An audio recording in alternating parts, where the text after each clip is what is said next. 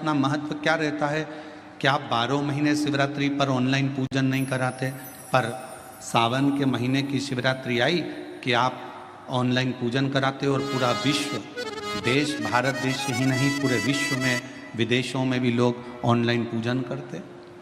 आखिर क्या रहता है? मेरा मेरी जीजी से, मेरी बहन से निवेदन है, तुम दुनिया के साल भर में कितने भी व्रत कर लो, तुम कितने भी उपवास कर लो, तुम कितनी भी पूजन कर लो, तुम कितना भी अनुष्ठान कर लो, सारे व्रतों पर, सारे अनुष्ठानों पर, सारी पूजन पर, सावन के महीने के जो सोमवार होते हैं, जो शिवरात्रि होती है, जो प्रदोष होती है, ये पूरे साल के व्रतों पर प्रबलता प्रदान करते हैं, बल देते रहते हैं।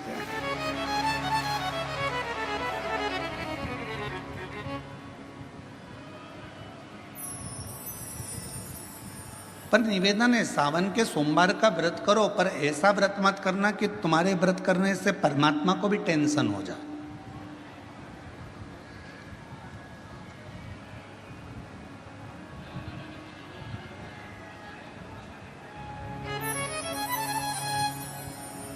कई माताएं व्रत कर लेती हैं, मेरा सावन का महीने में व्रत है, पूरा 1 महीना व्रत करूंगी, 1 लौंग खाऊंगी, 1 गिलास दूध लूंगी, इसके सिवाय कुछ नहीं लूंगी, 1 फल खाऊंगी, इसके सिवाय कुछ नहीं। बहू बेचारी बोल रही, मम्मी शुगर ऊपर नीचे हो जाएगी, तुम्हारा बीपी ऊंचा नीचा हो जाएगा, तुम तो खाओ पियो। अब आपको पूरे महीने भगवान शंकर की आराधना भी करना है, पूजन भी करना है, अर्चना भी करना है, जाप भी करना है, कथा भी सुनना है, मंदिर भी जाना है, और मालूम पड़ा ऊपर से तुम बीमार पड़ गए। बीमार पड़ गए तो क्या मंदिर जा पाओगे? जम के तो बोलो नहीं। आराधना कर पाओगे? बैठकर भजन कर पाओगे? कथा सुन पाओगे? नहीं। इसलिए व्रत ऐसा करना जिस व्रत में तुमको भी टेंशन नहीं, तुम्हारे परिवार को भी टेंशन नहीं, और भगवान शंकर को भी टेंशन नहीं, किसी को चिंता नहीं, तुम्हारे व्रत करने से किसी को परेशानी नहीं। मालूम पड़े तुम भोजन का त्याग कर दो, इसका त्याग कर दो, उसका त्याग कर दो, सब चीज़ों का त्याग कर दो और बीमार पड़ जाओ, तो शिव महापुराण की कथा कहती है ऐसा ऐसा तप, ऐसी साधना किसी का नहीं। तुमरुका जी जब कथा कहने के लिए बैठे, चंचुला देवी ने तुमरुका जी से एक प्रश्न किया कि कथा सुनने का नियम क्या है? गीता प्रेस गोरखपुर की शिव महापुराण की कथा लेकर आना, उसमें पढ़ना शिव महापुराण कथा महत्तम।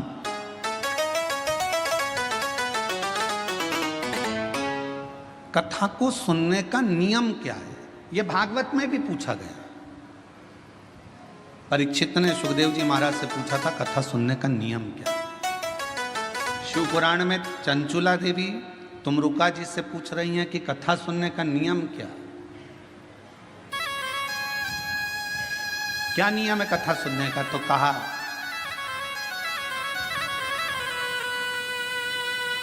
एक समय फलहार करो, शिव महापुराण की कथा को श्रवण करो, भागवत कथा को सुनो। इतना ना बने, एक समय फलहार करो, दूसरे समय भोजन करो, और शिव महापुराण की कथा को जरूर सुनो।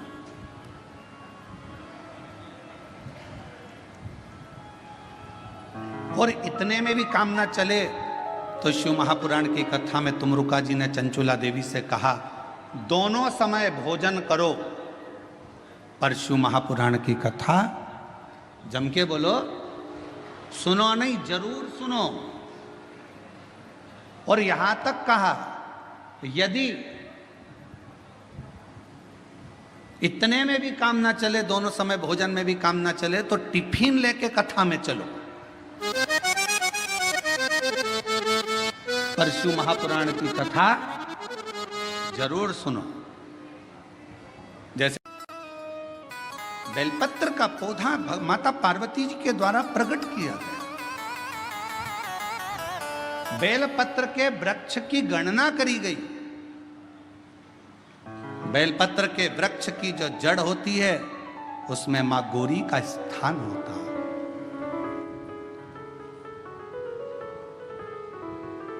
बेलपत्र की जड़ में महागौरी है, बेलपत्र के तने में माहेश्वरी है, बेलपत्र के शाखाओं में दक्षिणायनी माता है, बेलपत्र की पत्ती में मां पार्वती है, बेलपत्र के फल में मां कात्यायनी है और बेलपत्र के उस सुंदर आनंदमय फूल में उस फूल के अंदर मां गौरी विराजमान है। ऐसा पूरा बेलपत्र के वृक्ष की गणना करी गई। चाहे शाखा हो जड़ हो, बेलपत्र के पूजन का कितना भी एक पत्र आया है, अच्छा है देखिए।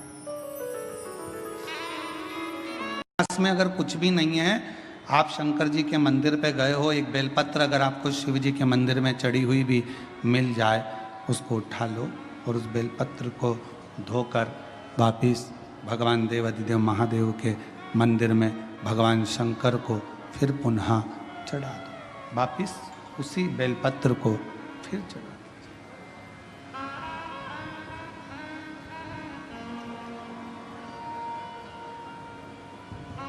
और कई बार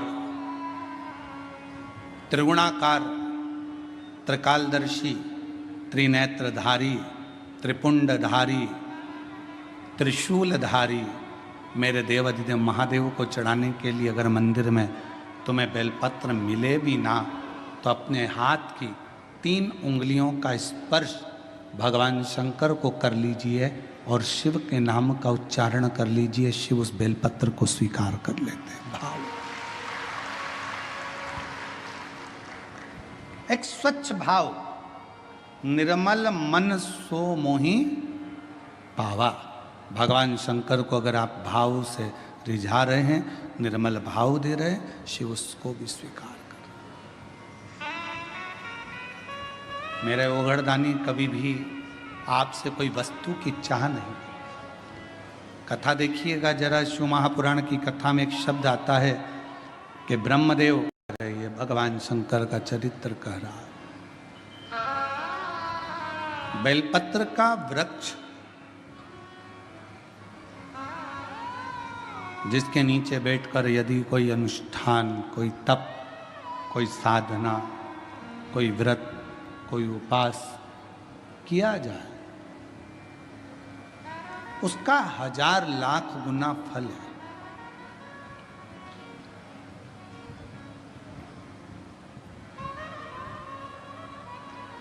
आप सभी ने एक कथा सुनी होगी कि एक आती है शिव महापुराण। जब आप लोग ओमकारेश्वर की कथा को सुने थे तो हमने वहां पर भी कहा था कि अगर जमीन पर पड़ी हुई एक बेलपत्र अगर आपको दिख जाए तो उसको उठाकर कहीं विसर्जन में डाल दो, पर उसको पांव के नीचे मत बांध दो। वो बेलपत्र का केवल पत्ता नहीं है, उसमें मेरा महागौरी, आद्य शक्ति, 64 योगनिया, मेरा शिव और शक्ति उस बेलपत्र के पत्ते में सदा विराजमान रहे, सदा।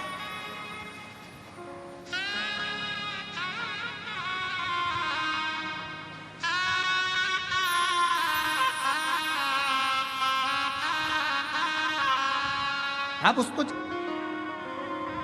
भारत की सभ्यता, भारतीय संस्कृति, भारत का एक आनंद सुख है ये कि हमारे यहाँ पौधों की भी पूजन होती है, हमारे यहाँ नदियों की भी पूजन होती है, हमारे यहाँ पशुओं की भी पूजन होती है, हमारे यहाँ पक्षियों की भी पूजन होती है, हमारे यहाँ तलातल, रसातल, पाषाण की भी पूजन होती है, हमारे यहाँ जल की भी पूजन होती है, तो थल की भी पूजन होती है। शिव तत्व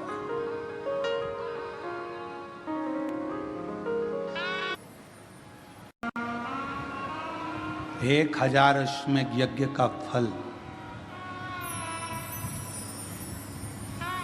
एक बेलपत्र के वृक्ष के नीचे बैठकर भगवान शंकर के मंत्र का 108 बार जाप करने से प्राप्त हो जाता है। 1000 अश्वमेध यज्ञ का।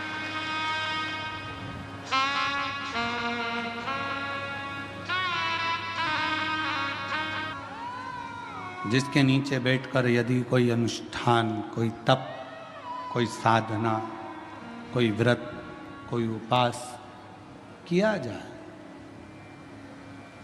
उसका 1000 लाख गुना फल है।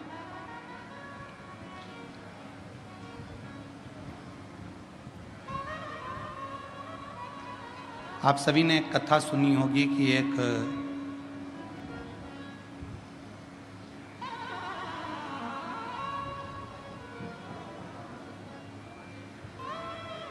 बकरी ने बेलपत्र के पत्ते को खा लिया था और सिंह ने उस गांव में जंगल में रात्रि के समय पर आक्रमण कर कर उस बकरी का शिकार कर लिया।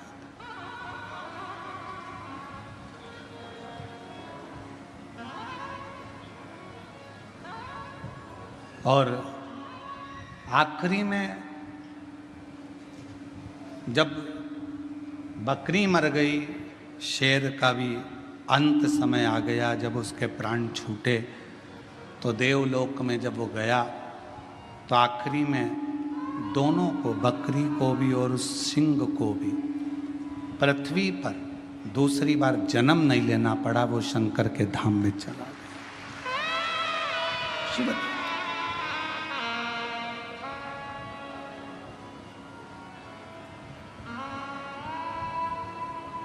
शिव की एक अविरल भक्ति। हम तो कई बार कथा में कहते हैं, आपके पास में अगर कुछ भी नहीं है, आप शंकर जी के मंदिर पे गए हो, एक बेलपत्र अगर आपको शिव जी के मंदिर में चढ़ी हुई भी मिल जाए, उसको उठा लो और उस बेलपत्र को धोकर वापिस भगवान देवाधिदेव महादेव के मंदिर में भगवान शंकर को फिर पुनः चढ़ा दो। वापिस उसी बेलपत्र को फिर चढ़ा दो।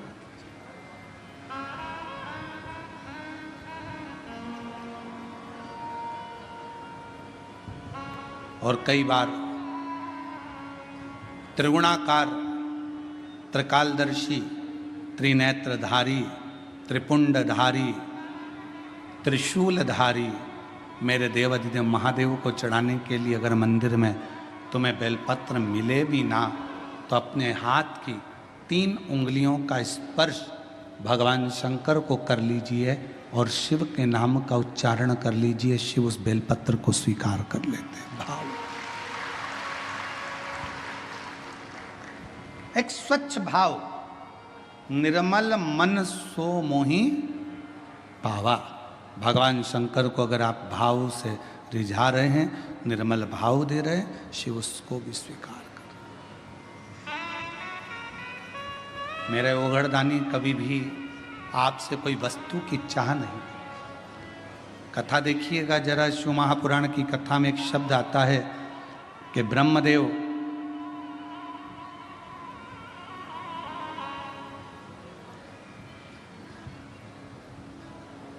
भगवान नारायण के सामने जाकर कहते हैं कि मैं शिव को नहीं स्मरण करता।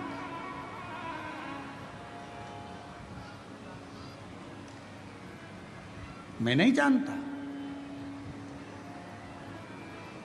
कौन शिव, कौन सृष्टि के रचना करता।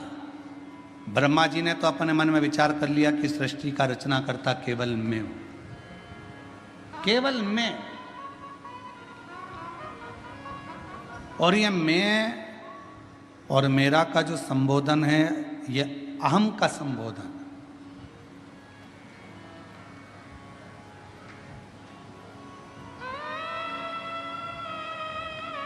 महाराज, हाथ की लकीरें भले आपके हाथ की मुट्ठी में बंद हो, हाथ की लकीरें भले आपके हाथ की मुट्ठी में बंद हो, पर मुट्ठी में ये लकीरें बंद कर सकते हो पर काबू नहीं कर सकते। आपके हाथ की लकीरों में जो लिखा है वो काबू में तो केवल एक देव अधिदेव महादेव ही कर सकता है, उसके सिवा कोई नहीं कर सकता। कोई कौन करेगा? एक पत्र आया, एक पत्र में उसने लिखा, दृष्टि में ये नहीं देखा जाता कि आप ब्राह्मण हो कि क्षत्रिय हो कि वैश्य हो कि शूद्र हो, गुरु तो गुरु होता है। मेरे शंकर भगवान ने चंद्र को भी अपने पास में रखा, मेरे शंकर भगवान ने राहु को भी अपने पास में रखा, मेरे शंकर भगवान ने केतु को भी अपने पास में रखा, मेरे शंकर भगवान ने 9 ग्रह अपने पास में रखे, और मेरे शंकर भगवान ने जब भुजंग सांप, जिसको दुनिया का कोई व्यक्ति अपने पास में नहीं रखता, कौन होगा जो अपने घर में सांप को रखेगा? कोई सांप को अपने पास नहीं रखता, मेरे शंकर भगवान ने उस भुजंग सांप को भी अपने पास रखा। कौन होगा जो भूत प्रेत डाकनी पिशाचनी पिशाचों को अपने पास रखता होगा, जिसकी भाषा तक कोई नहीं जानता, जिसके बोलने का तरीका कोई नहीं जानता? भगवान 33 कोटि देवता में कोई देवता ऐसे नहीं थे जो भूत और प्रेत को अपने पास में रख ले, डाकनी पिशाचनी को अपने पास रख लें और भूत प्रेत को अपने पास रख लें। कौन रखे? उनकी आवाज नहीं पहचानते, कभी वो चिल्ला देते, कभी वो अपशब्द कह देते, कभी ताना दे देते, कभी अड़भंग का काम कर देते। कोई भूतों को, प्रेतों को, पिशाचों को कोई अपने पास नहीं रखता। पर शंकर भगवान ने देखा ये कहाँ जाएंगे, कहाँ जाएंगे, और उन्होंने एक बार दिल से शिव जी को पुकार लिया।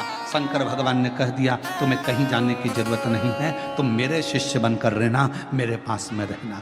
जिसका कोई नहीं उसका शिव है।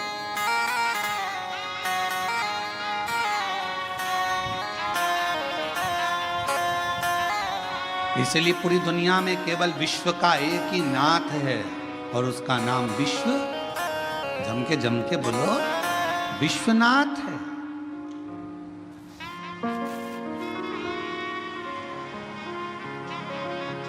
विश्वनाथ, पूरे विश्व का एक नाथ। कोई भूखा ना रहे, कोई प्यासा ना रहे, सबका पेट भरा रहे, कोई खाली पेट ना सोए, ये विश्वनाथ का कार्य है। कोई भूखा ना।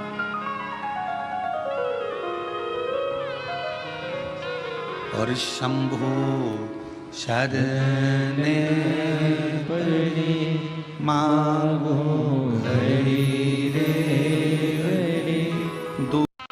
वृद्ध माताओं के लिए, बुजुर्गों के लिए, आम भक्तों के लिए जो वहाँ भोजन प्रसाद होता है, मेडिकल व्यवस्था होती है, चिकित्सा व्यवस्था होती है, बच्चों के लिए जिनके पास एजुकेशन का पैसा नहीं होता, उनके कॉलेज की फीस, स्कूल की फीस सब वहाँ से जमा होती है।